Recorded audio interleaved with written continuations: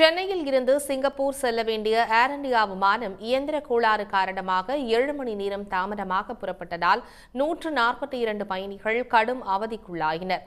சென்னையிலிருந்து நேற்று 11:55 மணிக்கு ஏர் இந்தியா பயணிகள் விமானம் சிங்கப்பூருக்கு புறப்பட்டுச் செல்ல வேண்டும். ஆனால் சிங்கப்பூரில் இயந்திர கோளாறு ஏற்பட்டு விமானம் அங்கேயே நிறுத்தி வைக்கப்பட்டது. இதனால் சென்னையில் இருந்து பகல் 11:55க்கு சிங்கப்பூர் புறப்பட வேண்டிய ஏர் இந்தியா பயணிகள் விமானம் தாமதமானது. இதனால் அதில் பயணிக்க இருந்த 142 பயணிகள் கடும் சிரமத்திற்கு ஆளாகினர். இந்த நிலையில் சிங்கப்பூரில் ஏர் இந்தியா விமானம் பழுதுபார்க்கப்பட்டு சுமார் 7 மணி நேரம் தாமதமாக நேற்று மாலை 5:50 மணிக்கு சென்னை சர்வதேச விமான நிலையம் வந்தது. இதில் இருந்த பயணிகள் 154 பேரும் தவிப்புக்குள்ளாகினர்.